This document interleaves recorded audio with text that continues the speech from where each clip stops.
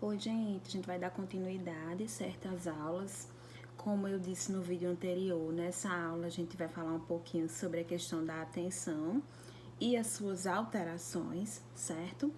Eu acredito que vocês já devem ter estudado um pouco de atenção em algumas outras disciplinas, mas a gente vai retomar um pouco aqui, certo? Em psicopatologia, para especificamente a gente conversar um pouco sobre as alterações psicopatológicas da atenção, tá bom?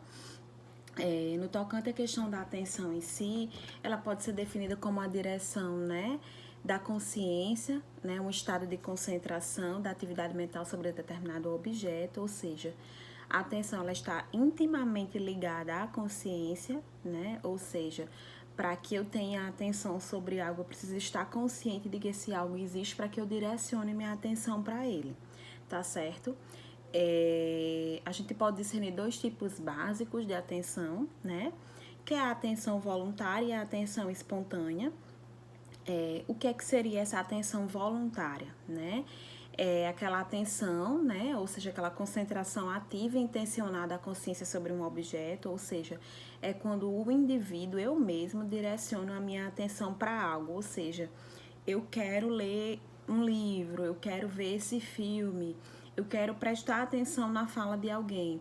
Então eu vou lá, direciono a minha atenção para esse objeto para que eu possa percebê-lo, né? Ou seja, ele está dentro da escolha do indivíduo, certo? Por isso que a gente chama de atenção voluntária. E a gente tem a atenção espontânea, que é aquele tipo de atenção que é suscitada pelo interesse momentâneo, incidental, que desperta determinado objeto e ele não está tão no controle do indivíduo. Por exemplo, eu posso estar conversando com alguém e alguma outra pessoa derruba um objeto. E aí mesmo, né, que não seja voluntário, eu acabo me assustando e olho na direção desse objeto que foi derrubado. Então, nesse momento, eu estou usando a minha atenção espontânea, ou seja, o objeto ou o movimento em si, o que aconteceu, chamou a minha atenção, né? Sem que voluntariamente eu quisesse olhar para ele, certo? Geralmente a atenção espontânea ela está aumentada nos estados mentais, né? Em que o indivíduo ele tem pouco controle voluntário sobre ele, sobre a atividade mental, certo? Em relação à direção da atenção, a gente pode discernir duas formas básicas de direção dessa atenção. A gente tem uma atenção externa, que é aquela atenção que é projetada para fora do mundo subjetivo do sujeito, né? Voltada para o mundo exterior, para o corpo. E geralmente a gente usa os órgãos do sentido para entrar em contato com esse mundo externo. Ou seja, a atenção externa é tudo aquilo que está fora do indivíduo e que ele pode direcionar a atenção para ele. Seja uma imagem, algo auditivo, algo olfativo que chama a atenção, certo? E a gente tem a atenção interna, que se volta para os processos mentais do próprio indivíduo, ou seja, quando eu vou me auto-perceber. Eu vou perceber no que eu estou pensando, no que eu estou lembrando, eu vou me auto-perceber a dor que eu estou sentindo, né? Então, isso é uma atenção quando eu me volto para mim mesma e para minhas, vamos dizer assim, para os meus processos internos, certo? Em relação à amplitude da atenção, a gente tem uma atenção que ela pode ser focal ou ela pode ser dispersa, né? No tocante à atenção que é focal, ela se mantém concentrada sobre um campo determinado e relativamente delimitado, né? Ou seja, já como o próprio nome diz, é uma atenção que foca sobre algo.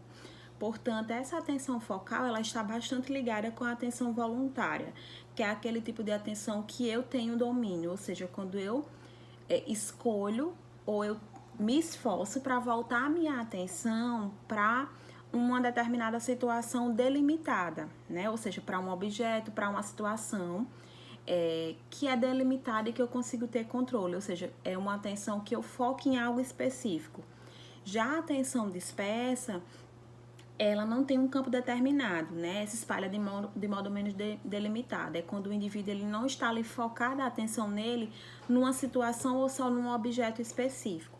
É quando a atenção dele a gente chama que está flutuante, né? Ou seja, ele está aqui, mas ele não está com a atenção dele concentrada nem em algo específico e ele fica aqui. Então, tudo que acontece vai chamando a atenção dele, porque a atenção dele ele está dispersa, ou seja, está flutuando. Então, o que acontecer vai chamar a atenção. Então, ele não está prestando atenção de forma focada na aula. Então, se alguém fala, ele se dispersa facilmente. Se alguém derruba um lápis, ele vai se dispersar facilmente. Então, quando eu tô com minha atenção focada, por mais que essas coisas aconteçam, nem isso tudo vai tirar a minha atenção. Então, eu ainda consigo continuar prestando atenção na aula, mesmo que tenha uma pessoa conversando do meu lado, que tem outra pessoa digitando no celular, que alguém derrube um lápis. Ou seja, eu consigo focar ainda que tenha outros estímulos, certo? Com tocante à questão da atenção, a gente tem uma coisa chamada tenacidade, certo? O que é a tenacidade da atenção? Consiste na capacidade do indivíduo de fixar sua atenção sobre determinada área ou objeto. Né? Na tenacidade, a atenção ela se prende a certo estímulo e se fixa sobre ele. Ou seja, que a tenacidade ela se liga bastante a essa atenção focal, que é a capacidade do indivíduo se focar em situações ou em objetos específicos e segurar essa atenção e manter essa atenção. Nesse sentido, o indivíduo ele pode ter bastante tenacidade, ou seja, conseguir focar bastante, ou pouca tenacidade, ou seja, tem pouco foco nessa atenção, certo? Atualmente, a gente subdivide a atenção em 4 aspectos básicos. O primeiro aspecto é a capacidade de foco e atenção. O segundo aspecto é a atenção seletiva. O terceiro é a seleção de resposta e controle executivo. E o quarto ponto é a atenção constante ou sustentada. E eu vou falar um pouquinho sobre cada um desses pontos que englobam a atenção como um todo, certo? Inicialmente, a capacidade de atenção, ela se refere à focalização da atenção e estão intensamente associadas à experiência subjetiva de concentração, que seria a capacidade de atenção que não é constante com o passar do tempo. Ela vai flutuando, em função de fatores intrínsecos e extrínsecos também. Então, a capacidade de foco de atenção é o quanto o indivíduo ele tem condições de manter a atenção dele focada, mesmo com as mudanças exteriores, ou seja, mesmo que ele comece a sentir fome, que ele comece a sentir dor, ou mesmo que algo fora do ambiente mude, ou seja, alguém mude do lugar, alguém mexa em alguma coisa, uma mensagem chegue no celular dele, o quanto esse indivíduo ele consegue sustentar essa atenção dele, ou seja, quanto é a capacidade de atenção dele. A gente sabe que alguns transtornos, essa capacidade de atenção ela vai estar bastante, vamos assim dizer, afetada, Então, a capacidade do indivíduo de ter atenção e de sustentar essa atenção fica bem difícil, certo? A gente tem a atenção seletiva, que é um outro componente da atenção, certo? A atenção seletiva, ela limita as informações que chegam ao sistema cerebral, o nosso sistema nervoso. Além disso, ele aumenta a capacidade de processar e dar conta dos estímulos e das informações mais relevantes para o sujeito naquele momento, É fundamental para o desempenho cognitivo e comportamental do sujeito. Então, a atenção seletiva é quando eu, dentro de vários estímulos, eu consigo selecionar aquilo que eu vou prestar atenção e focar naquilo que é mais importante. Ou seja, quando o professor, por exemplo, está dando aula, ele está falando, ele está se movimentando, tem outras pessoas na sala fazendo outros tipos de movimento, tem pessoas passando no corredor que é possível ver por dentro da sala.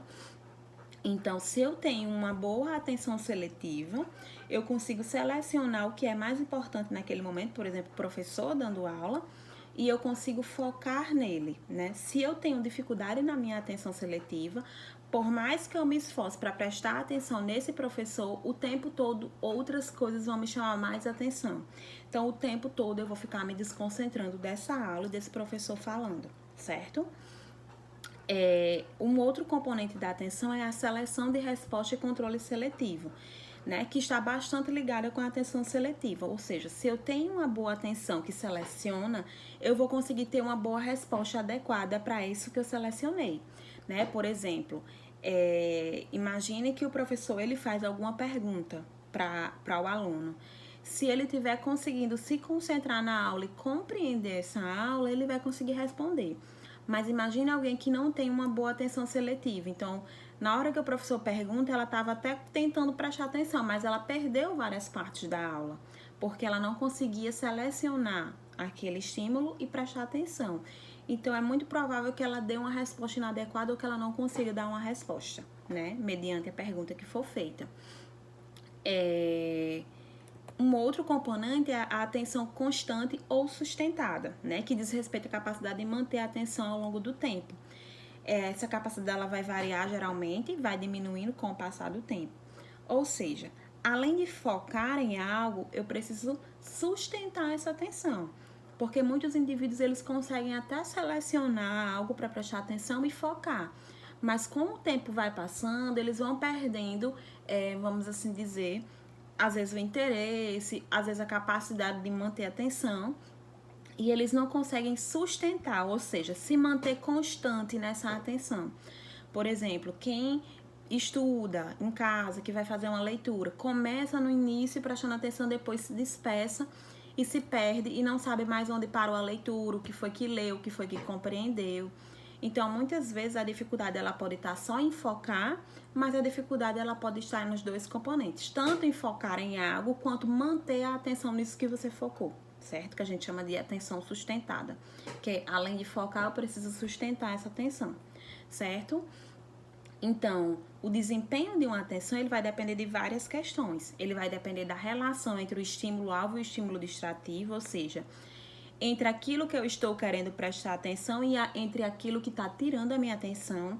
Ou seja, se aquilo que está tentando tirar a minha atenção, muitas vezes ele for muito mais chamativo do que aquilo que eu estou tentando focar a atenção, é possível que eu me desfoque, né?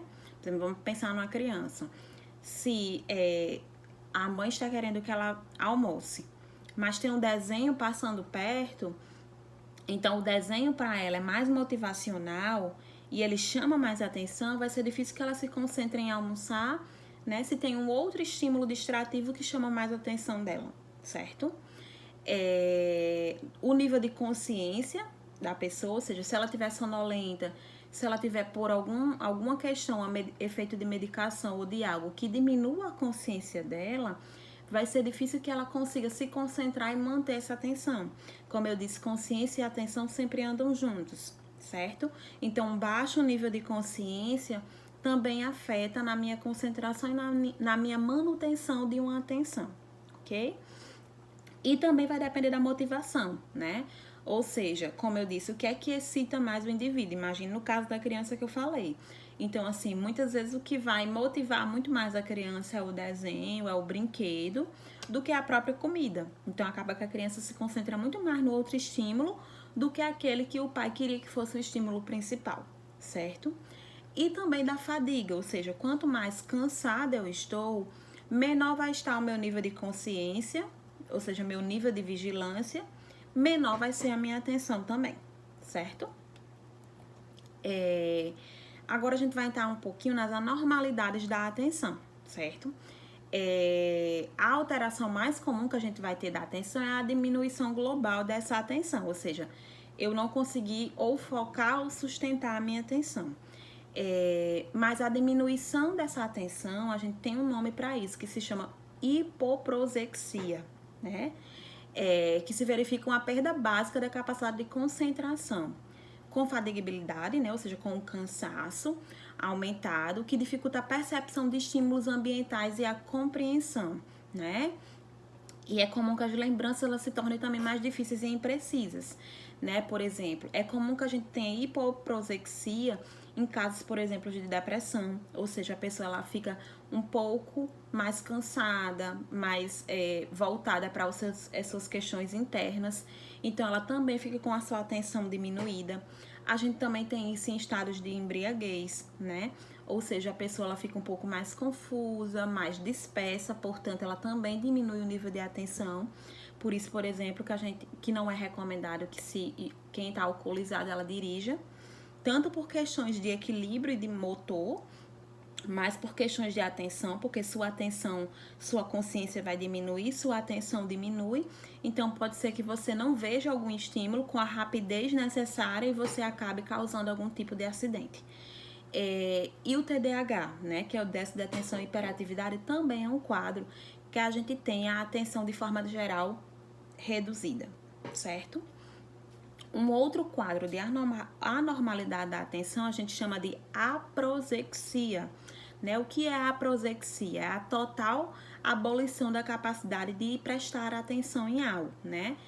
Por mais fortes e variados que sejam os estímulos utilizados. Não é algo comum de acontecer, é comum que a gente tenha uma baixa atenção, né? Mas, por exemplo, pode ser que aconteça uma prosexia no caso de trauma, né? Diante de um trauma, a pessoa ela não consiga, né? Ela fica em estado de congelamento e ela não consiga mover-se e prestar atenção em nada. Ela fica ali congelada, então as pessoas vão conversando, apresentando estímulos a ela e ela não consegue acompanhar naquele momento. Alguns níveis de coma também acontece nessa questão da prosexia. A pessoa não consegue responder aos estímulos, né? Acompanhar a fala, acompanhar as pessoas que andam na sala. Então, assim, o nível de consciência vai estar muito rebaixado ao ponto da pessoa ela não conseguir ter uma atenção, né? Assim como em algumas demências graves, né? Em nível grave, a pessoa ela não consegue corresponder aos estímulos ambientais, prestar atenção e ter uma resposta adequada a isso. Um outro quadro a gente chama de hipoprosexia, né? Que seria um estado de atenção exacerbada. Enquanto a hipoprosexia é diminuída, a hiper é aumentada, ou seja, é uma tendência da pessoa deter-se de forma indefinida sobre certos objetos com uma questão, né, um cansaço que demora a chegar, né? É comum em estados maníacos, por exemplo, no transtorno bipolar a gente tem um período depressivo e a gente tem um período maníaco, que é um período de muita atividade, a pessoa fica muito acelerada. Então é comum que em alguns períodos maníacos as pessoas entrem nesse processo de prestar atenção demais a determinados estímulos, né? Que chamam a atenção dela, que são estímulos específicos. E aí, concentrada ali, ela também não consegue dar atenção a nenhuma outra coisa. Por exemplo, na esquizofrenia paranoide, muitas vezes a pessoa ela fica, né, tão concentrada nesse delírio, nessa alucinação que ela está tendo, que ela não consegue sair daquilo, mas também não consegue prestar atenção a nenhum outro estímulo, certo? Ou alguns tipos de substâncias, por exemplo, no LSD, muitas vezes também tem esse efeito da pessoa ela ficar muito concentrada em algo específico, certo? Uma outra questão que a gente tem relacionada à atenção é a questão da distração, certo? Que é um sinal, não é um déficit propriamente, né? Mas se trata de uma superconcentração ativa da atenção sobre determinados conteúdos ou objetos, com inibição de tudo mais que houver no ambiente. Vamos lá, um exemplo de distração. Imagina uma criança que está no videogame, né? Ou alguém, por exemplo, alguém que está assistindo uma novela ou algo, uma série ou algo muito interessante. Então é comum que essa pessoa ela fique sobre um estado de distração. Ela se concentra tanto naquilo que ela está fazendo, naquele objeto específico, que ela fica distraída para tudo mais que acontece. Ou seja, ela não consegue acompanhar as outras coisas que está passando no ambiente. Então, alguém passa na frente, alguém fala com ela, o telefone toca, e ela não consegue se aperceber dessas outras questões ambientais, né? Então, ela está sobre a distração, que é uma super concentração em algo específico e, ao mesmo tempo, uma distração para outros estímulos. E aí, a gente tem, além da distração, a gente tem uma coisa chamada distrabilidade, né? Que é importante ter cuidado para não confundir com a distração, certo? Porque diferente da distração, a distrabilidade é um estado patológico que se exprime por instabilidade marcante e mobilidade acentuada da atenção voluntária. Ou seja, a pessoa ela não consegue se concentrar como na distração. Ela tem uma atenção que fica o tempo todo mudando de foco, né? Ou seja, ela tem uma atenção flutuante. Então, o tempo todo ela se concentra e muda de foco, vai mudando de foco, né? Então, ela fica prestando atenção no ambiente, mas ela não consegue focar a atenção dela em algo específico. Ou seja, ela tá aqui conversando, mas o telefone toca, chama mais atenção. Se tem outra pessoa conversando do lado, ela olha que aquela outra pessoa está falando, está chamando mais atenção do que a conversa que ela está tendo. Ou seja, na distrabilidade, eu fico mudando o meu foco o tempo todo, certo? E na distração, eu foco em algo específico, ok? A gente tem diversos transtornos mentais, que eu vou pontuar aqui por cima, que tem como componente a questão da alteração da atenção, certo? Ou seja, a atenção e as suas alterações, elas vão estar incluídas em vários tipos de transtornos, ok? A gente tem transtornos do humor, como por exemplo depressão e transtorno bipolar, o transtorno obsessivo compulsivo, que é o TOC, esquizofrenia, o déficit de atenção e hiperatividade, são os transtornos que mais apresentam questão de atenção, ou seja, de alteração da atenção, ok? Os pacientes com transtorno de humor, eles têm importantes dificuldades, geralmente, de concentração e de manter constante a atenção, ou seja, de manter o foco. Eles, às vezes, até conseguem escolher um foco, mas não conseguem manter esse foco ao longo do tempo, certo? Nos quadros maníacos, que é o quadro, né, da bipolaridade, né, que a gente tem um polo depressivo e a gente tem um polo maníaco, certo? Geralmente, a gente tem uma diminuição da atenção voluntária e um aumento da atenção espontânea, ou seja, nos quadros maníacos, geralmente, a pessoa ela tem uma atenção que flutua. Então, geralmente, o que chama a atenção dela é o que ela vai direcionar a atenção. Às vezes, ela até escolhe, por exemplo, assistir um filme, vamos assim dizer. Mas o tempo todo, alguém tá mexendo na cozinha, alguém tá fazendo uma outra coisa, o telefone toca, ou alguém manda mensagem. Então, tudo chama a atenção dela e faz com que ela se desconcentre, né? Que aí ela tem uma atenção espontânea, que é aquela atenção que foge rapidamente por questões ambientais, ou seja, o que está acontecendo chama muito mais a minha atenção do que aquilo que eu escolhi prestar atenção, certo? Geralmente os quadros maníacos também têm hipervigilância, ou seja, um aumento do estado de vigilância, a pessoa ela fica mais atenta, fica mais desperta, prestando atenção em tudo que está acontecendo, mas por outro lado ela tem uma hipotenacidade, lembra da tenacidade, que é a capacidade de se concentrar em algo? Ou seja, ela tem um foco baixo. Apesar dela estar o tempo todo prestando atenção em tudo que acontece, ela consegue focar pouco. Então, ela vê tudo, mas não foca em muita coisa, certo?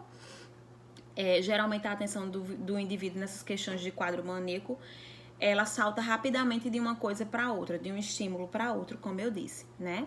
E nos quadros depressivos, geralmente, a gente tem uma diminuição geral da atenção, ou seja, a gente tem uma baixa da atenção de forma geral, ok? Em alguns casos graves, né, a gente tem a fixação da atenção em certos temas, né, na questão da depressão. Então, assim, tem uma baixa da atenção e, às vezes, quando ele consegue focar, tem focos muito específicos em conteúdos tristes ou em lembranças, né, passadas. Geralmente tem uma atenção voltada bastante para o passado, ou seja, tem focos determinados também. No transtorno obsessivo compulsivo, que é o TOC, a gente tem uma atenção à vigilância excessiva, mas que é desregulada, né? Que a gente chama de hipertenacidade. Ou seja, a pessoa ela consegue prestar atenção excessivamente, estar de forma vigil, mas é desregulado, né? Ou seja, não é saudável. Então, ela presta atenção nos detalhes, tem alguma coisa suja, né? Então, a ponto de enxergar coisas que às vezes não está presente, né? Então, ela fica muito vigilante e ela consegue, né, perceber tudo e focar bastante, né? Só que de uma forma excessiva. No quadro da esquizofrenia, a gente tem uma filtragem de informação muitas vezes irrelevante. Por exemplo, geralmente a pessoa ela tem uma atenção que flutua muito. Então, ela tem dificuldade muitas vezes de focar naquilo que é importante, né? Então, ela foca em todos os estímulos e muitas vezes ela começa a misturar esses vários estímulos que estão no ambiente. A fala com quem ela está conversando, com lembranças que ela tem, com algo que possa estar passando em uma TV por perto, com algo que alguém que está fora da sala está falando. Ou seja, muitas vezes eles têm uma atenção que flutua, percebe tudo, mas mistura essas informações, ou seja, tem dificuldade de filtrar, certo? E expor isso de forma coerente, né? Pacientes esquizofrênicos também costumam ter dificuldade em anular de forma adequada, como eu disse, estímulos sensoriais irrelevantes, enquanto eles realizam determinadas tarefas, ou seja, eu estou tentando escrever, mas o tempo todo eu estou ouvindo lembranças perturbadoras, então ele tem dificuldade de deixar essas lembranças de lado e começar a focar no que ele está fazendo, que é escrever um trabalho, por exemplo, que é digitar um e-mail, ou seja, ele tem muitos estímulos ao mesmo tempo e ele não consegue anular um para prestar atenção no outro.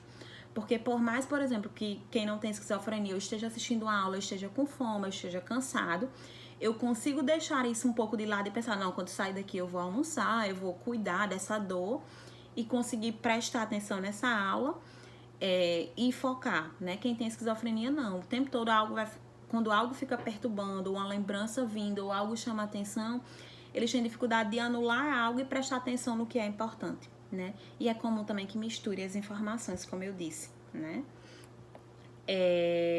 No transtorno déficit de atenção e hiperatividade, que é o TDAH, né? Há uma dificuldade marcante de prestar atenção a estímulos internos e externos também. Geralmente a criança ou adolescente ele tem a capacidade prejudicada em organizar e completar tarefas, como relutância em controlar seus comportamentos e impulsos, né? Quando a gente for falar melhor sobre o TDAH, eu vou falar sobre os componentes do TDAH, mas é comum que as pessoas elas tenham dificuldade tanto de focar, quem tem TDAH, quanto de sustentar essa atenção, né? Então, alguns indivíduos até conseguem focar essa atenção, mas quando vai para a sustentação, eles não conseguem, né? Permanecer focado. Né? Por exemplo, uma criança com TDAH, dependendo do filme, ela até começa prestando atenção porque é um desenho que interessa. Mas quando começa o tempo a passar do filme, que começa a demorar, ela começa a ficar agitada, se mexer, querer levantar, porque ela não consegue sustentar essa atenção por muito tempo, né?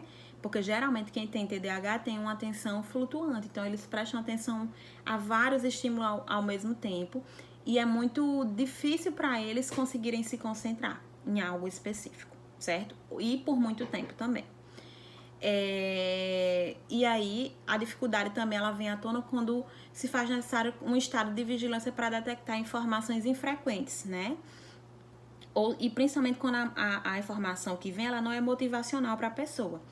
Então, principalmente quando o sujeito ele não conhece o que vai acontecer posteriormente, né? Então, pode ser que ele acabe, né, se perdendo nessa atenção. Por exemplo, imagine um joguinho, não sei se vocês conhecem, mas tem um joguinho que ele é redondinho e ele tem 4 pontos de luzes, né? Um azul, eu acho que um amarelo, um vermelho, não vou lembrar a outra cor, não sei se é 3 ou se é 4. E ele vai lhe dando os comandos, que cada rodada o comando muda. Então ele vai acendendo as luzinhas e posteriormente o indivíduo ele tem que fazer a repetição que o joguinho fez, por exemplo, apertar 2 vezes no azul e 1 no vermelho, 3 vezes no amarelo e 1 no azul. Por exemplo, isso vai ter uma constância que é infrequente, que o indivíduo não vai conhecer. Então, muitas vezes, quem tem dificuldade de atenção é algo muito difícil dele se concentrar, porque não tem uma constância, ou seja, não tem como fazer uma aprendizagem sobre isso, não tem como decorar, né? Então, como não tem como decorar, eu tenho que prestar atenção para poder fazer a repetição certa. Então, por exemplo, uma criança com TDAH vai ter muita dificuldade de fazer as repetições certas, porque ela se desconcentra, porque ela dispersa, e a repetição ela nunca é única, ela é sempre diferente, certo? E se aquele joguinho, por exemplo, não for motivacional, não chamar a atenção dele, aí é que vai ficar difícil dele conseguir fazer tudo direitinho, né? E aí, portanto, geralmente as pessoas com TDAH vai ter dificuldade na atenção voluntária e concentrada, ou seja, de escolher algo para prestar atenção. Tem até a capacidade de atenção, mas assim, tem dificuldade de escolher no que vai prestar atenção e mais dificuldade ainda de concentrar essa atenção no que foi escolhido, certo? De antemão, seria isso relacionado à atenção. Eu sei que é muito conteúdo, gente, mas eu vou colocar os slides, eu quero que vocês leiam um capítulo, estudem os capítulos a partir dos slides que eu tô colocando, porque assim, nem tudo que tá no capítulo eu estou passando. Eu estou passando alguns pontos específicos e eu vou cobrar só o que está nos slides, mas eu preciso que vocês leiam, que acompanhem e que no horário da aula de vocês podem fazer os questionamentos que eu vou estar disponível para tirar as dúvidas, tá bom? Obrigado, gente, pela atenção, né? E se cuidem.